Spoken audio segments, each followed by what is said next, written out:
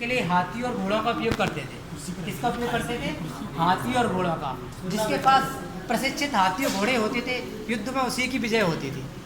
तो एक राजा था, उसके पास बहुत सारे हाथी थे, लेकिन एक हाथी उसका बहुत प्रिय था, क्योंकि उसने कई बार राजा को हारी हुई बाजी को जिता दिया था।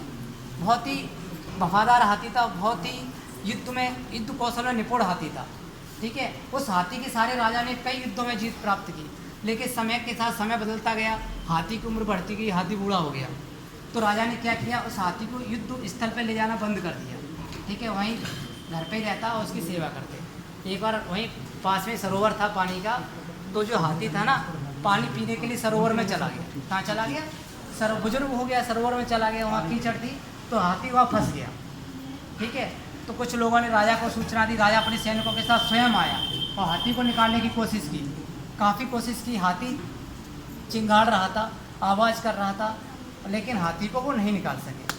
तभी राजा परेशान हो गया। उसने कहा मैं क्या करूं, मैं इस हाथी को नहीं निकाल पा रहा, जिसने मुझे मतलब एक राजा से सम्राट बनाया, जिसके कारण मैंने अपना इतना सीमा विस्तार किया, जिसके कारण मैं आज इतना महान हुआ, उसी हाथी की मैं रक्षा नहीं कर पाया।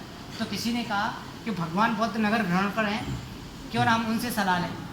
तो बुद्ध भगवान निकल रहे थे, राजा सब गए, उन्होंने कहा कि आप हमारी सहायता करिए, हमारा हाथी फंसा हुआ सरोवर में, कैसे नहीं।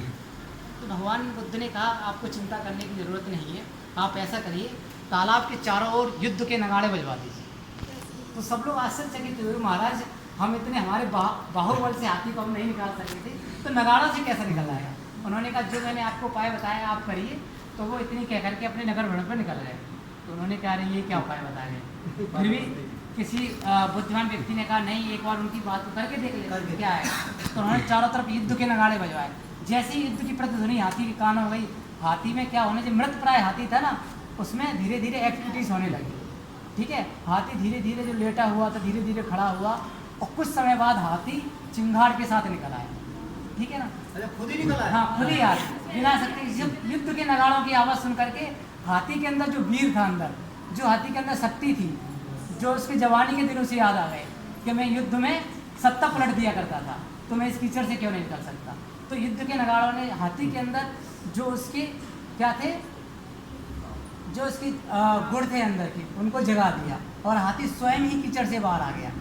तो मैं इस कहानी से सिर्फ यही संदेश दे जाना चाहता हूँ कि आप लोग खुद डायमंड है, सबके अंदर क्वालिटी है, आप अंदर की क्वालिटी पहचानिए।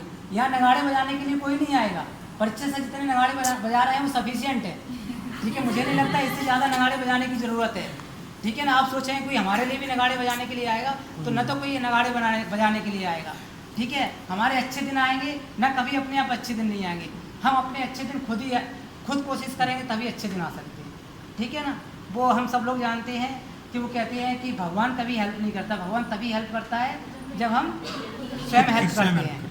ठीक है ना, God help those who help themselves. हमें खुद ही कोशिश करना है ना। अच्छी पुस्तकें हमारी सहायता कर सकती हैं, टीचर्स से हम ले